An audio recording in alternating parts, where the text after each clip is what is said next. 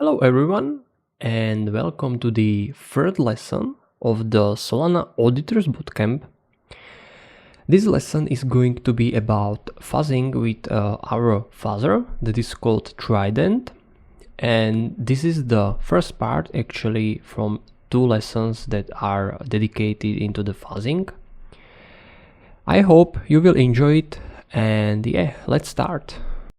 The agenda of this lesson is as follows. So firstly, we will start with the idea what actually is fuzzing, to show you what the fuzzing basically is and why do we think it is important.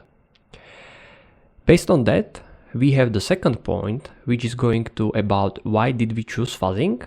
So again, we will talk about the importance of fuzzing, and when we have this context, we can talk about what is Trident actually, what are the capabilities, how can we define the Trident. Then we will slightly talk about the architecture behind the Trident. From my point of view, the architecture can have basically its own lecture that would be 1 hour long. But in this case, we will mostly talk about the underlying data, how the data are basically generated, or let's say what is the structure of generated data and how is this actually, or why do we think that this is powerful.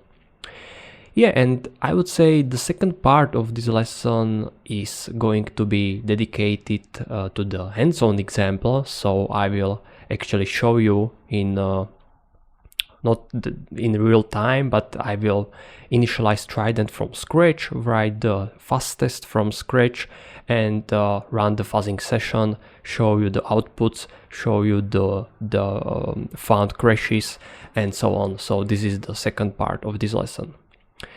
Probably you already noticed in the right corner, you can see the QR code. So this QR code leads to our Trident documentation. So if you would like to know more information about the Trident or see the examples that are specified for fuzzing, you can check the documentation and everything is written here, or sorry, there. So yeah, let's continue on what is fuzzing. The idea behind fuzzing or fuzz testing is as follows. It is an automated technique that provides generated random, this is important, random, valid, invalid, or unexpected input data to your program. It is also important to mention that the input can be valid, so basically the expected behavior or the expected inputs to your Solana program or to the instructions of your Solana program, but also invalid and also unexpected input data. So let's say edge cases or completely different accounts, unexpected inputs such as your program expects numbers smaller than 10, and let's say we send higher numbers than 10 and we check if the program behaves as expected. All of this actually helps to discover unknown bugs and vulnerabilities, potentially preventing from the zero-day exploits. Why we actually think this is important? There are multiple points why we think the fuzzing is important, and the first point is it adds confidence of testing and security. The increase in confidence of testing is, I would say, pretty self-explanatory, as this is another advanced testing technique that you can use for your Solana programs. So more testing, it most of the time means more security. But yeah, we can also talk about the increase in security. From the point of view of integration tests, imagine each integration test, or integration tests can be made from instruction calls. So you specify input arguments of the instruction, then you specify input accounts, and then you call the RPC method. Let's say in this case, in the TypeScript test, you call the RPC method and the instruction is actually invoked with this, in this case, constant input data and constant, let's say, input accounts. On the other hand, from the fuzzing perspective, you can also, for the setup of fuzz test, it is pretty similar. You specify or customize the input data, you specify or customize the input accounts, but in this case, the fuzzing runs in iterations instead of just once with the constant data as it is within the integration tests. And running it in iterations means that the data, you will see this, or I hope you will understand this more within the hands-on example.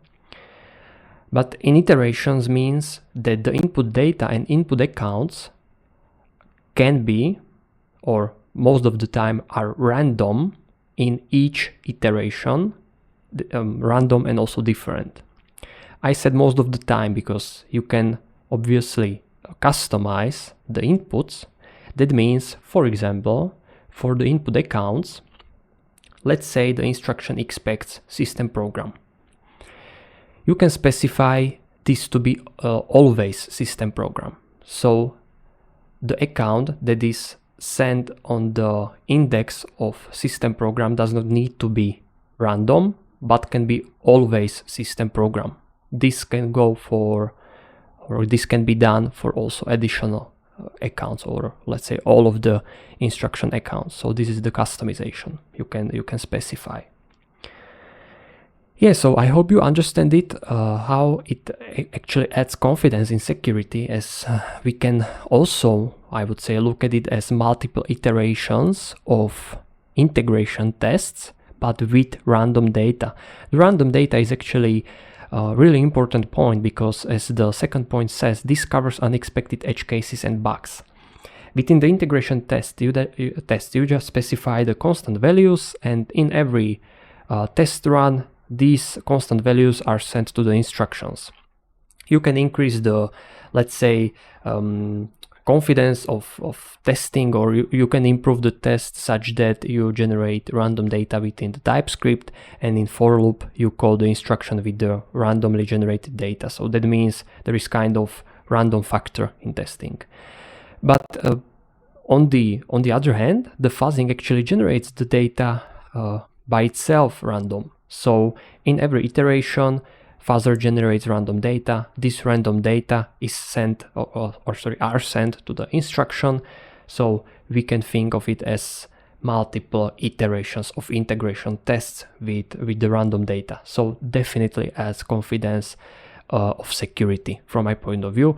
And unexpected edge cases, instead of you trying to find the unexpected edge cases by yourself and specifying them within the integration tests and checking if the behavior is as expected, fuzzer does this instead of you, and the fuzzer actually generates the random data from range. So from range means also boundaries, also middle values. So that means it can by itself find the unexpected edge cases.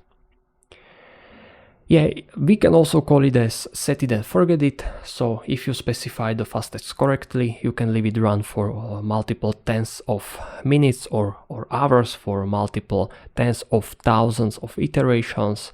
And yeah, this means it will call the instructions with random data and actually, as I mentioned, run multiple iterations of integration tests, in this case with the underlying random data. It has also low maintenance once set up properly, so this is pretty similar as the previous point. Once set up properly, you can leave it running for multiple hours, and actually during these multiple hours the fuzzer executes the instructions with random data. And the last point is about the ability to scale easily. So once you add new instruction or multiple instructions within the integration tests, you need to specify calls or happy paths and unhappy paths for these new instructions. On the other hand, within the fuzzing, you need to specify just or customize just the inputs of the new instructions. Then you can also customize the instruction sequences. We will also talk about this later. You can specify the instruction sequences that are going to be generated by Fuzzer, and then, as I mentioned, you can leave it to run, or you can leave it running for multiple hours, and you basically integrated the Fuzzer for the new instructions you just add. So yeah, these are the points, but we have also results. The results are actually from both chains, Solana and also Ethereum. From the Solana perspective, for example, we found an issue during audit for Helio that resulted actually in critical severity issue. On the other hand, from the Ethereum perspective, you can see the table. There are pretty high severity issues, starting from medium, going to high, and also to critical. So yeah, these are the results from both of the chains. And now we can continue to the question, what is Trident? Yeah, the Trident is obviously Fuzzer, as stated within the title of the lesson, Fuzzing with Trident. But we can say also, we can also say that it is guided Fuzzer. That means it is not like the underlying random generated data has to necessarily be sent to the instructions, but on the other hand, you can customize generated data, and this customized data you can then send to the instructions. I was talking also about the system program. So for example, in this case, you do not need to, for the system program ID, you do not need to use completely random program ID, but you can use the constant value specified within the, so let's say Solana SDK. And then this constant value is going to be sent in the instruction. So instead of using the random program ID for system program, you can use this constant. This is useful as system program is widely used on Solana, so we do not need to fuzz this field. It is feedback driven. That means the underlying honk fuzz can actually learn from the coverage or the branches it visited.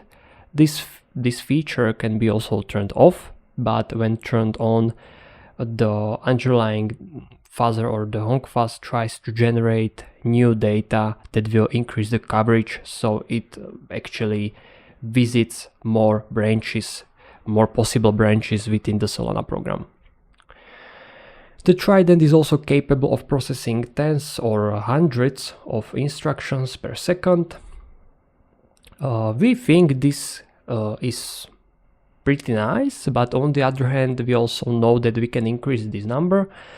We are currently working on increasing this number to hundreds or thousands instructions per second. So imagine, instead of running one integration test, one call, or multiple happy and unhappy paths, you can run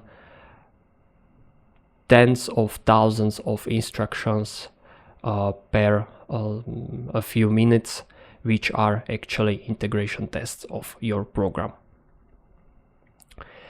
The Trident can also export fuzzing statistics. For now, we have simple statistics which tells how many, or for each instruction, how many invocations during the fuzzing session there were. Then the simple statistics also include the successful invocations. Then we have something called invariant checks within the Trident. So these simple statistics also include how many invariant checks failed within the fuzzing session, and so on and so on. We are also planning to also implement additional statistics, but this will be for future releases. Yeah, and the new feature, let's say, We can also support the CPI both for native and SBF bytecodes. So let's say your Solana program wants to do cross-program invocation, let's say to the Metaplex or different mainnet programs. So you can dump this this program from mainnet and you can include it within the fuzzing session, so you can freely fuzz with whatever mainnet program you want instead of just using your locally implemented program. This is also important for native, so you can specify multiple programs within your Anchor environment in this case, and let's say all of the programs can be included within the fuzzing session, so you can use them also for CPIs. I would like to talk more about the underlying random data, so you know or you have more insights about how the random data looks like and what is actually sent to the instructions, or how the accounts can be random. So let's continue. So Trident automatically generates enumeration of available instructions. So let's say your Solana program has multiple instructions, and one of the instruction is actually initialize, which expects 3 input accounts, that is author. Then we can, this is not mandatory to call the account like this, but this is from the example or example I created. The second account is called Hello World account, and the third account is system program. So again, initialize instruction with these expected accounts. Then the instruction has also input parameter, which is actually called input, and it is unsigned 8-bit long unsigned integer. Yeah, the Trident automatically generates enumeration. So this is the enumeration. Then this enumeration within its first option called initialize, which is basically taken from the initialize instruction name. In it contains this second struct, which again consists of 2 additional structs, which are called accounts and data.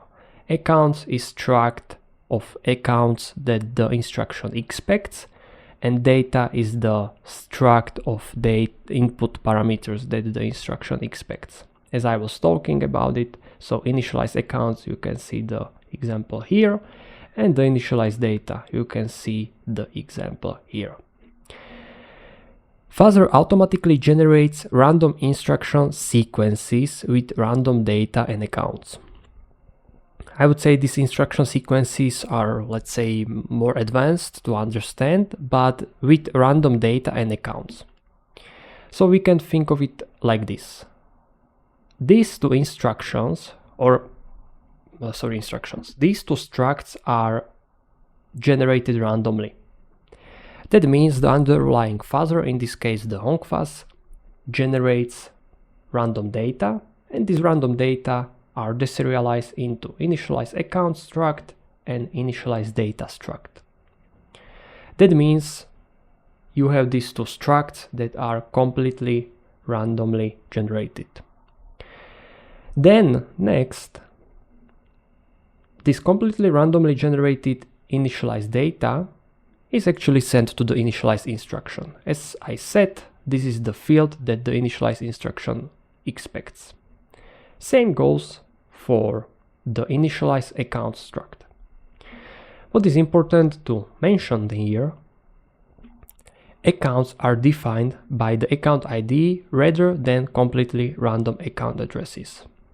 You can see the accounts are of type account ID instead of pub key or a key pair or PDA, and that's what I was talking about. You cannot send completely random addresses of accounts to the instruction, as this will most of the time fail. Let's think if you just change 1 byte in the account address, that's completely different account. So generating these completely random will be really difficult for instructions to success. So instead of generating completely random addresses, we generate account IDs, and each of these account is then stored within its separate account storage on the account ID position. So instead of generating random accounts, we actually generate random indexes to the storages of each of the let's say account. So the author, which is going to be in this case, it's going to be probably signer in the initialize instruction.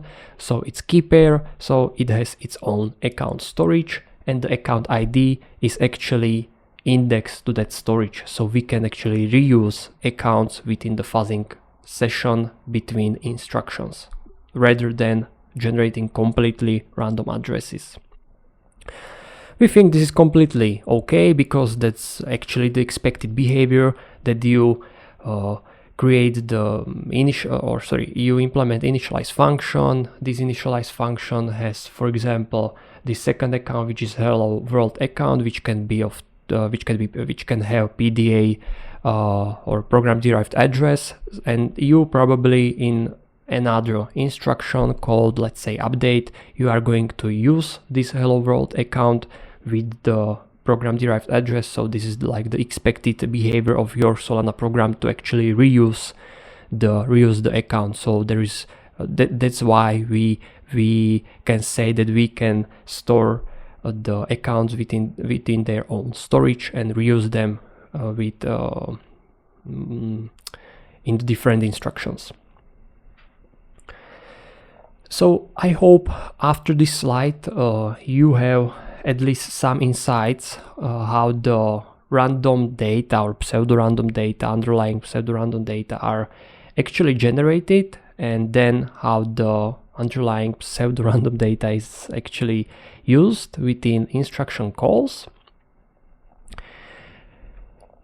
And now I would like to take you through the hands-on example, so I can show you how to actually start fuzzing, and I hope you will understand more the Trident after this hands-on example.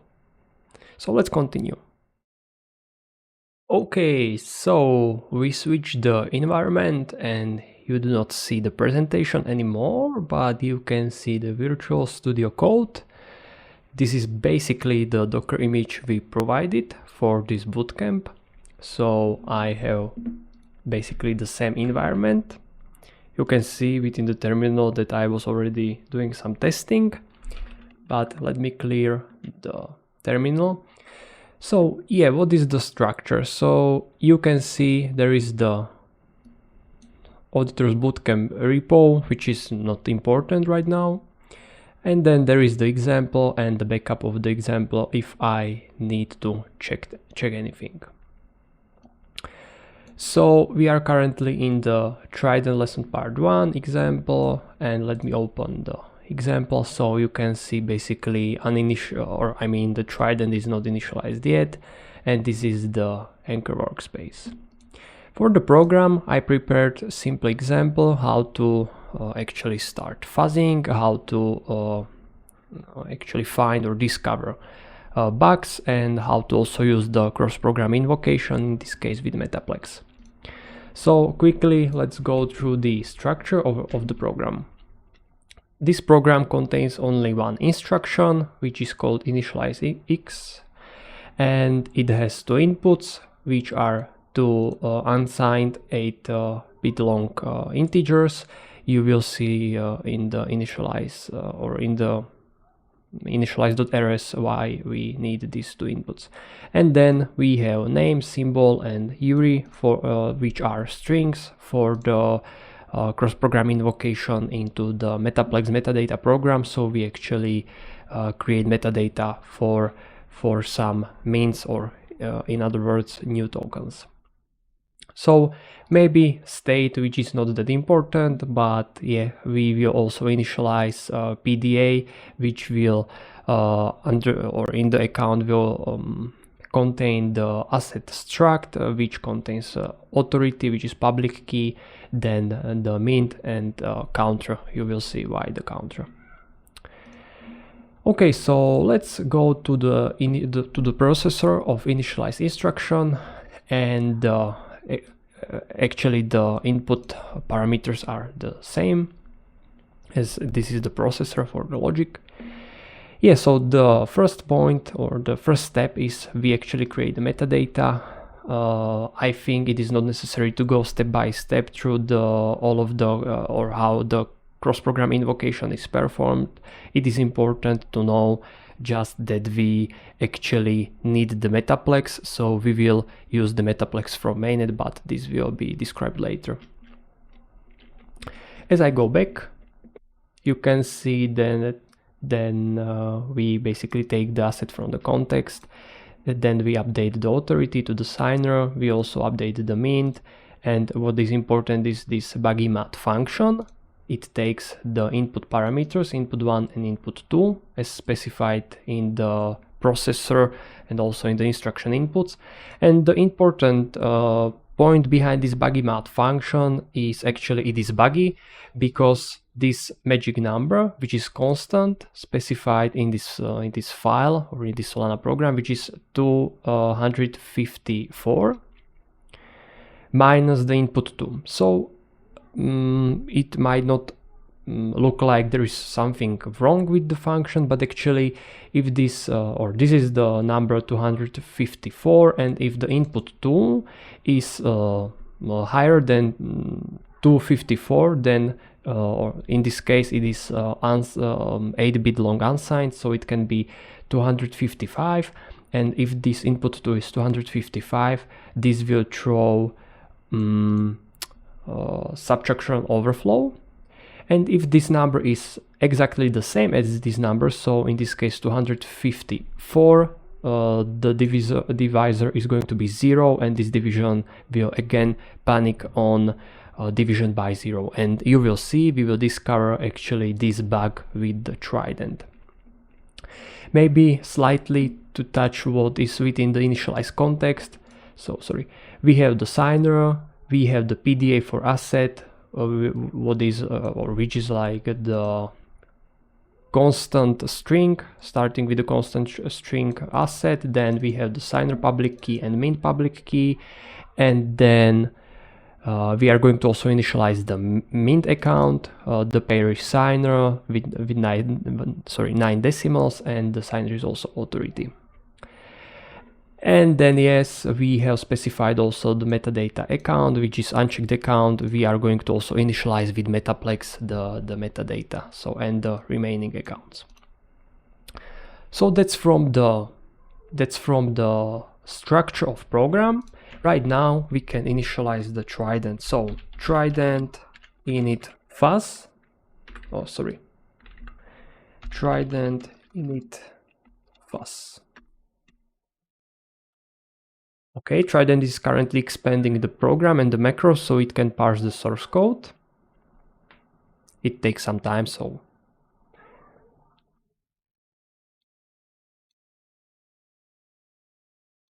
Okay, the program is expanded and the templates for fuzzing are generated. So we can briefly go what is new within the workspace. So the new file is trident.toml, which contains, you can also check this within the documentation of Trident, and you will see all of the possibilities that you can specify it by, for the Trident. So for example, you can specify fuzzing with stats to, by default it is set to false, but if you set it to true, then the Trident will also output fuzzing statistics. For example, you can specify the number of iterations, so 10,000 or 1,000 or maybe 100. And then what is also pretty nice feature to use is exit upon crash. By default it is false, but you can specify it to true, and when the fuzzer actually finds bug or issue or crash, then it will stop fuzzing. So this is the Trident I. We can close this instruction and also source folder. The next thing is which is generated is this Trident tests folder with next folder Fuzz tests. This additional folder or this additional layer is because we also support integration tests. So if you initialize integration test, there will be additional folder called integration tests next to the Fuzz test. Yeah, but for this purpose, I went through the whole folder, okay, and then we can go to the Fuzz 0, as this is the freshly initialized Fuzz test. You can see there are already some errors, but we will resolve them. This is like the initialized setup of the Fuzz test. Yes, so we can start with account snapshots. So you can see there are problems with mint, metadata, and token interface. So you just need to specify these use statements. Pretty simple. You can go to the cargo toml of your program. Actually, you can take the Anchor SPL, which is apart from Anchor lang, which is only this additional dependency that we use within the program.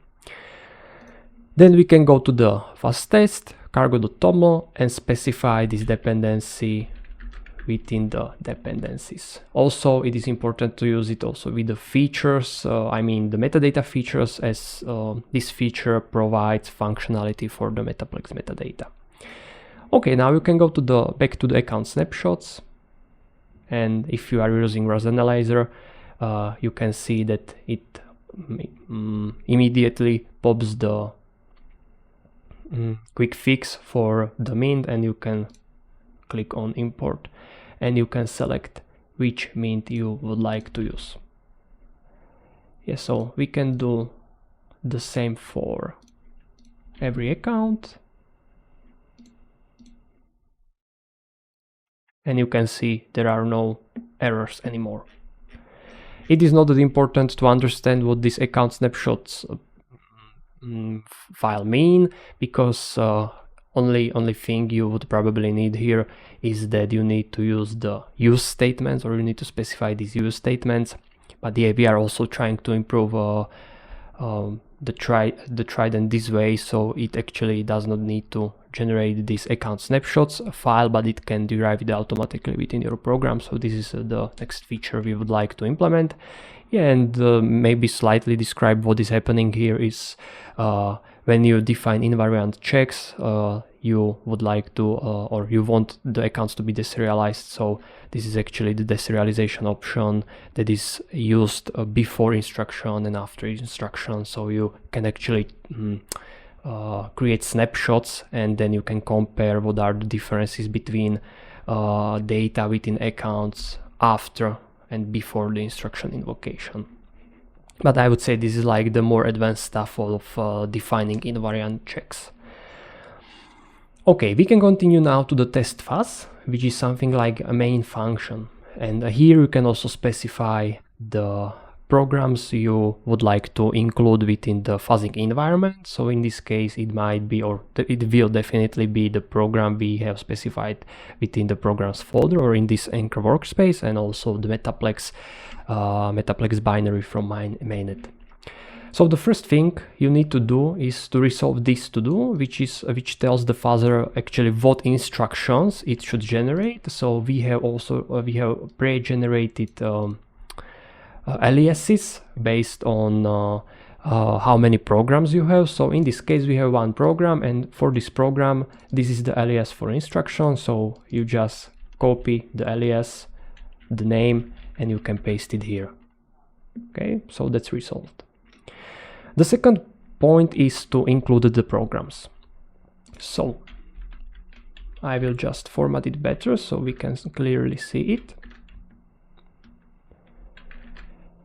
So you need to specify this fuzzing program instance with each program you would like to include within the fuzzing environment. So in this case, the arguments to the new function are program name, program ID, and entry function. This entry function is actually really important because when you are including binary, in this case it will be dumped binary of Metaplex from mainnet, we do not have the entry function, so we will use none here, and the fuzzer will automatically read the binary from a predefined folder which is called Trident Genesis, you will see, and then the binary will be included in the Trident, in the fuzzing environment. But for this first fuzzing program, we are going to include actually this program we have specified within this Anchor workspace.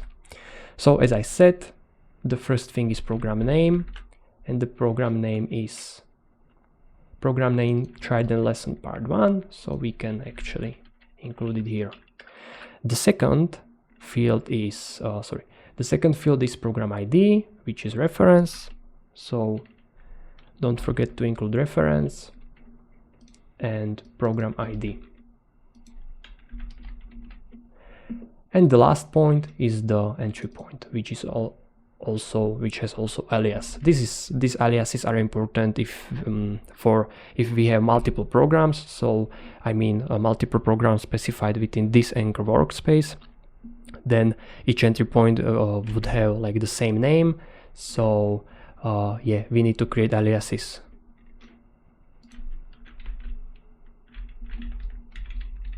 And within this to do, we can include the entry function. Next, this fuzzing program, you copy and paste it into this array. This array are actually the fuzzing programs that are used within the fuzzing environment, and you can specify also, as I said, Metaplex here. So yeah, let's go specify the Metaplex.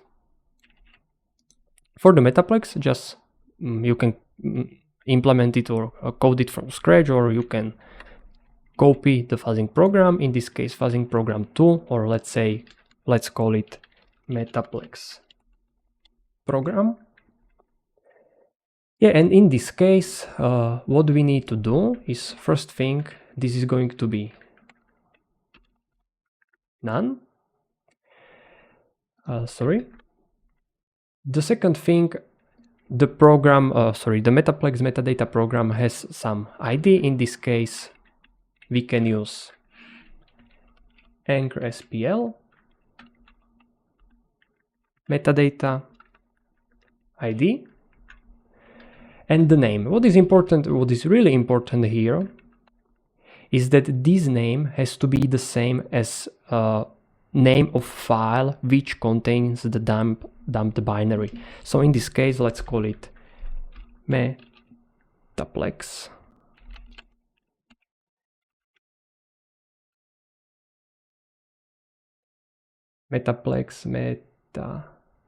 metadata program. So hopefully it's correct. And also include this program here. The last thing is you need to specify run with runtime. So this has to be program ID of the program that is going to be called. In this case, it is the program specified within this Anchor workspace. So it's like caller, and the Metaplex metadata program is callee. So this is like the entry point into the fuzzing, let's say. And this program ID is going to be the same as specified here. So like this. You can see we do not have problems anymore within this file. And right now, as I was talking about the Metaplex metadata program, we should dump it from mainnet. So for that, we can use, I think I have it somewhere in the history. Yeah, there it is. So you call Solana space program space dump.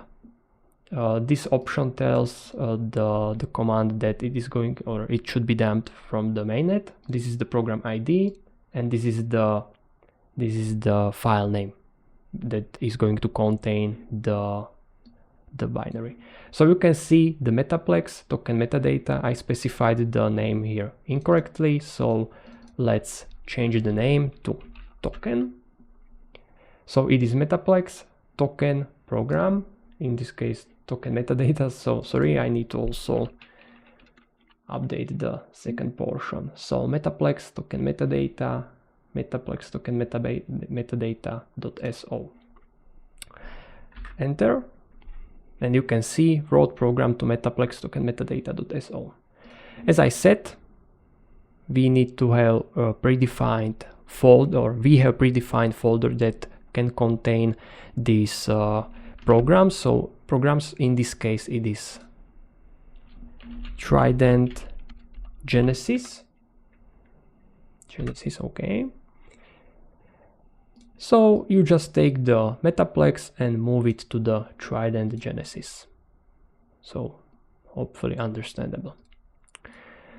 Okay, so to sum it up, we resolved the account snapshots, we resolved the test fuzz.rs, which correctly contains the first program, which is the program we have the entry point for in our Anchor workspace, and the second program in this case is metaplex with the correct ID. We have also included program ID here, so yeah, and we did not forget to specify the instructions we expect. Now we can move to the fuzz instructions.rs, where we actually specify the fuzzing logic. So you can see that as I was talking about the underlying random data slide, you can see that we expect only one instruction. This one instruction contains the struct with, which next contains two additional structs, one struct for accounts, the second struct for data. Yeah, and in this case, the accounts are as follows. So we have the signer, asset, mint, metadata account, MPL token metadata. In this case, this is the program. This is also program, which is system program and token program. As I was talking about previously within the lesson, we did not actually need to fuzz these, let's say, three, because these are well known and we already know that this works correctly. So in our case, we need to focus on these 4 accounts, but you will see later. And then for the second struct, which is initialize instruction data. So you already probably noticed that these actually structs are actually pretty similar or almost identical to what our program expects. So if we go to the initialize function, our program expects again these input parameters as specified within this function, and also same goes for the accounts. Sorry, not function, but initialize instruction struct. Okay, we can now continue, I would say, to the end, and we can start from the fuzz accounts, which is actually the storage of accounts. And as I was talking about, we do not generate completely random accounts, but we generate account IDs, which then serve the purpose of index from the storage, or account storage in this case. We have multiple options what we can specify as a storage. So we have option to specify key pair, PDA store, token store, mint store, or program store. So in this case, I will comment out the system program and token program, because we do not need to fuzz these. So you will see we provide actually constant values here. Then we can do the same with metaplex token metadata program. And we left with 4 accounts. So in this case, asset is PDA store, as I showed you that the asset has actually program derived address. Then mint is of type, I think in this case, this is key pair store, and it is important to understand why, because we are going to actually initialize the mint within the initialize function, or instruction, sorry, here. So before actually calling the initialize instruction, it is not mint yet, but it is just the regular key pair. And we have this signer, which is of type key pair. Okay. And yeah, we have metadata, which is again PDA store, and you would understand this if you know how the metadata with metaplex works. Actually, the metadata has its program address derived from the, I think it's mint, some static string, and I would say, yeah, and the Metaplex token metadata program ID, but it is not that important to know exactly how the PDA is derived here. So yeah, you can see that we do not have the errors here anymore, but we have some warnings that some variables are not used, or we have left to do here. So the first to do I would do after specifying the account storage is to go to the get data function and actually specify the data, the input data that should be sent to the initialize instruction. In this case, we do not need any customization. We can obviously specify some customization, but we do not need any customization. So we can do basically self.data.input1. Okay. The second can be also done for input 2, and the same can be done also for the name, symbol, URI that are going to be used for the metadata account. So self.data.name. In this case, we need to call clone because these are strings. Then again, data.symbol and clone. And lastly for URI, again, same, self.data.URI clone. Okay, so we are done with the get data instruction.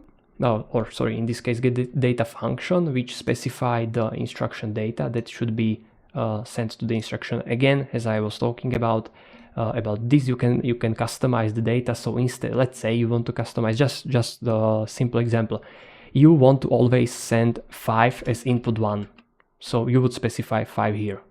But this is not like the desired behavior, because you want to send the random inputs that are generated. These are actually the random inputs that are generated by the fuzzer. So you use the self data input 1, which is the randomly generated, which are the randomly generated data. So you want to send these randomly generated data to the instruction, so you specify it this way. But yeah, you can always use some different amounts, 5, 10, whatever you want. This is like the customization. And then the last part is the get accounts function, which specify how the accounts should be resolved.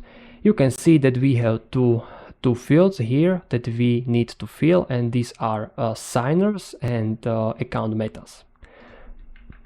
So firstly, we need to start with signer. So let signer equals, and this is just let me check on my second screen so I write it correctly.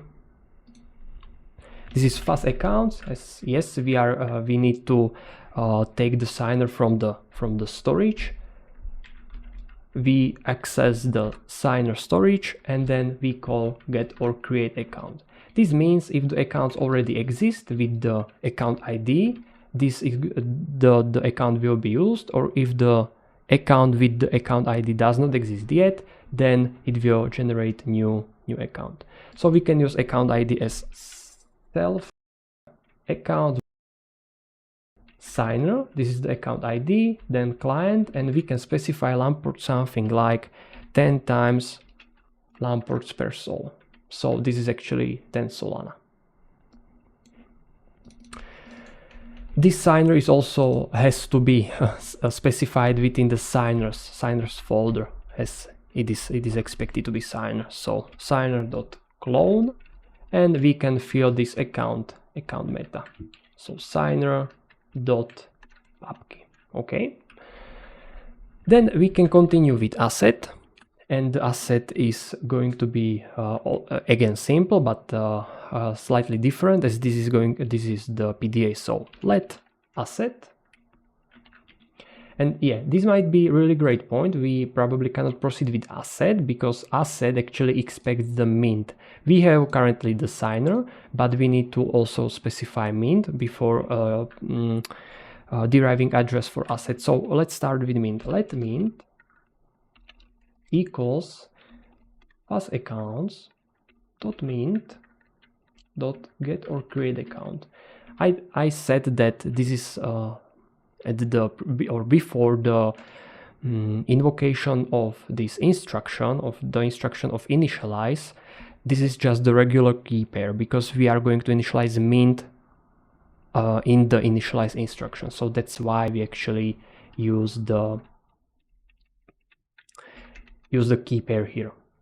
And this is the same as for signers. So self.accounts.mint and lampors, we can specify basically the same thing. Okay, this is the mint.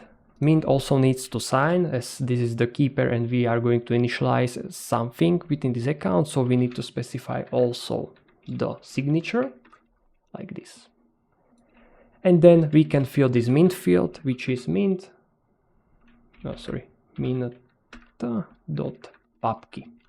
Now we can proceed with asset. So as I said, this is the program derived address. So fuzz accounts dot asset dot get or create account, but here is the difference. You can see that you do not have the client here anymore, and you do not have the lampors here anymore, but you have account ID, which is pretty similar as for the previous examples or previous fields. We can still use the asset, but give me a second just to change the format. We need to specify also seeds here, and seeds are as follows. This is also pretty similar to this field, so we can basically copy this part and specify it here. And we need to update the key function to the pub key. Same goes here for mint. Yeah, and the program ID is pretty simple, as this is the Trident part 1 ID as reference, like this. And yeah, we need to also unwrap as this returns option. Then we can take this asset and specify asset here as asset pubkey.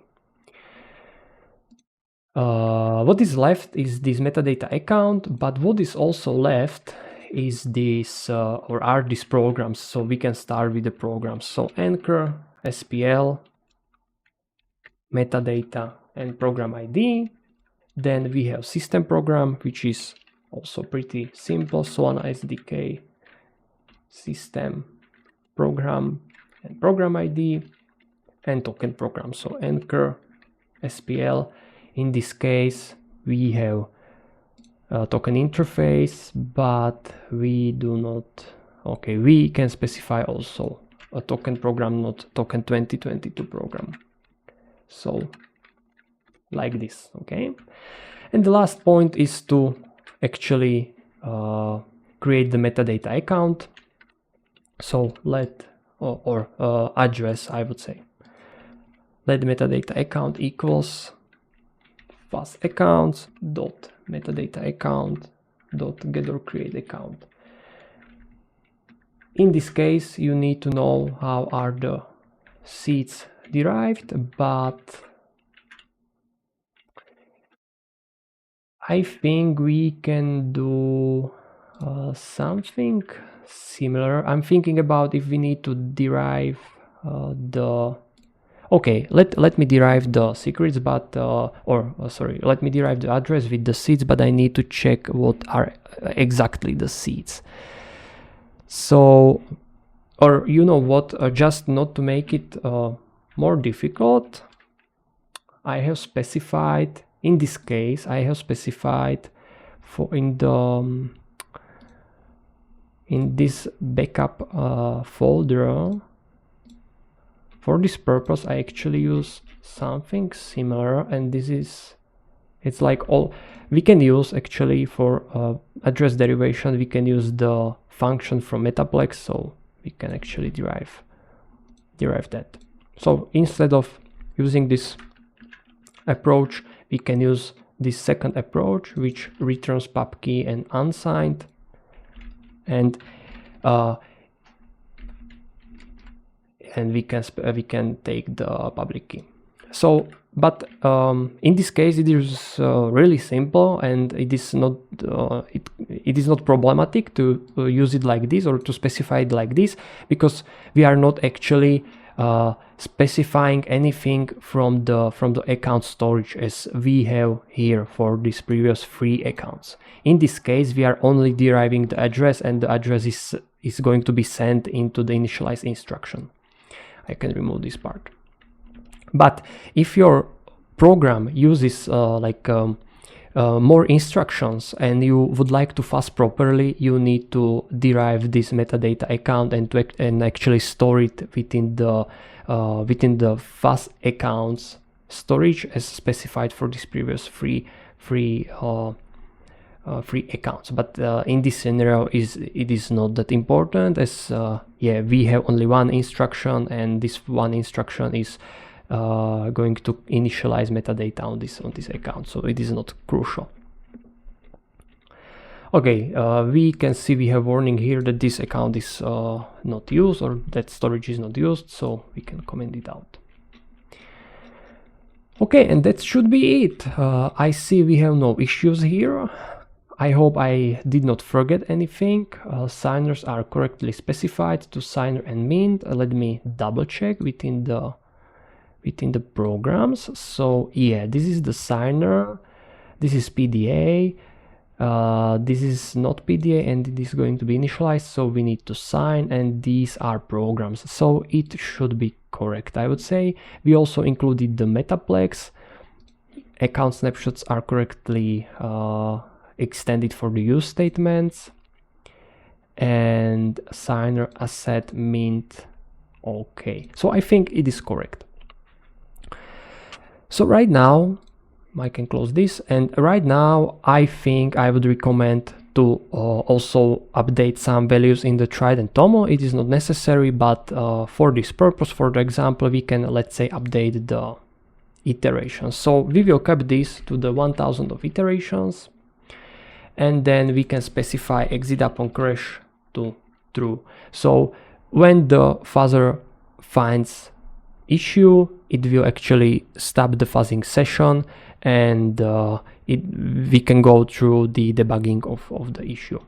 So, and that's all. So we can now proceed with Trident fuzz run, and the last argument is fuzz 0, which is actually the fuzz test you want to run.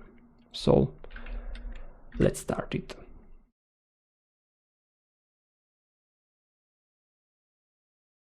Okay, as you can see, I did not manage to actually comment it before the running, as it was pretty fast. But yeah, you can see that we run actually 149 iterations. In each iteration, one or multiple initialize instructions were run. I'm saying initialize instructions because our program supports only initialize instruction. If we have multiple instructions, the mix of these instructions, I mean multiple instructions in our program, the mix of these instructions would be called. You can resolve this issue with specifying the sequence, but I think this is for the next part of this fuzzing session or fuzzing with Trident lesson. The first part of this lesson is just simple example. But yeah, we have run 149 iterations. It lasted actually 2 seconds. The average iteration per second was 74, which is, I would say, quite high, because you can think of this as 74 integration tests processed sequentially and additionally with random data. And then, yeah, the fuzzer found one crash, which is in this case marked as unique, but if you have multiple crashes, that means you will see how many unique crashes actually you have. If this number was higher, then you can see if these are like one unique crash or 2, 5, and so on. And then yes, I think these are all of the important informations from the fuzzer output. Now we can see the fuzzer found crash. Okay, so what is next actually? The next is pretty simple because you can immediately see what was the crash, I mean immediately you need to run a command, but it is pretty simple. You do not need to specify anything else, just to run Trident Fuzz, in this case not run, but run debug, and Fuzz, or I mean the target, so in this case Fuzz 0, and you need to provide the path to the crash file. In this case, the crash files are stored. Let me close this. The crash files, and refresh the workspace. The crash files are stored within the fuzzing folder, which is next to this fuzz 0 in fuzz test folder, and you can see hfuzz target and hfuzz workspace. This hfuzz target contains actually artifacts and build target, and this workspace contains actually all of the inputs generated by the fuzzer. So you can see there are a lot of files which are basically binary, but it does not show the binary properly right now. So, but not important. This is like, again, advanced stuff if you want to deep dive into the Trident. What is important here is this secarb.pc file, which is actually the crash file. So we need to send this crash file to the run debug command. So as I said, Trident tests, fuzz tests, fuzzing. As I said, we have hfuzz target and hfuzz workspace. So hfuzz workspace, the fuzz 0, which is the fuzz target in this case fuzz 0, and then the cgarbit file, and we can run the crash file.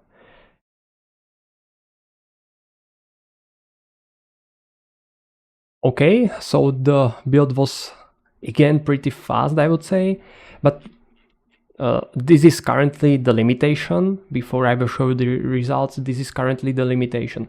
The debug window is like not the best for non-developers, and if you do not know where to look for the crash and more information regarding the crash, it might be hard. But yeah, hopefully it will be more understandable after this video. So this is the output from the run debug command we just executed, and if we scroll up to this part, you can see there are already some let me close this or move this a bit. There are already some outputs which that look pretty familiar from the Solana perspective, which are actually logs. So this first part is actually displayed what was called. So in this case we can see instructions sequence. So the instruction that was called is initialize x. These are the accounts that were generated, but as I was talking about these are not the actual addresses, but rather account IDs. And yeah, we can see the data that were sent to the instruction. So in this case, input 1, input 2, and empty name, symbol, and URI. If you do not like that it is sending actually a name, symbol, and URI as empty fields, you can, as I was also talking about this, you can specify it or change it within this field. So instead of this, you can send something like name 0, and it is going to be always constant. But back to the output. This is the end of instruction sequence. There are actually information what is currently processing. So currently it was processing the initialize instruction, and there are logs. So you can see everything succeeded, and at the very end we have thread, Solbank fork CLI, panicked at programs, and you can see the line attempt to subtract with overflow. So you can see this is like the most important line, I would say, from the run debug window, which is actually saying that it panicked because it was trying to subtract with overflow. And it is pretty simple actually, because if we scroll up a bit, we can see that input 2 is 255. And if I for now close this, and if I go back to the programs and to the initialize instruction, you can see that we have the buggy math function. Moreover, we can check the line. So initialize.rs line 34, so line 34, and you can see it panicked here. And then you can also check why. You see from the input that the input 2 is actually 255. And if we input the number here, we can see, oh, 255 is greater than magic number, which is 254, so it panicked with overflow. And that's the idea. So we actually, to sum it up, we actually wrote simple, let's say we put effort just like if we wrote simple integration test.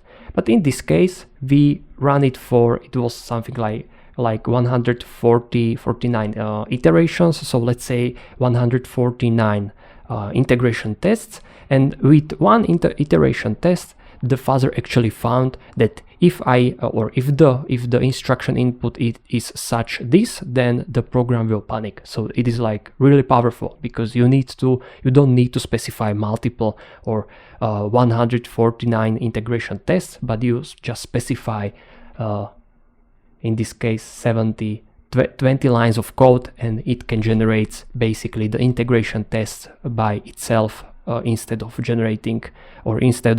creating by you. So yeah, I would say this is everything from the part 1 of the fuzzing example. I hope you learned something new, and for the next lesson you can look forward into the part 2 of fuzzing with Trident. There are also multiple additional options you can use to increase the fuzzing experience or to set up the fuzzing with the Trident Tomo. So yeah, thank you for your attention and see you soon.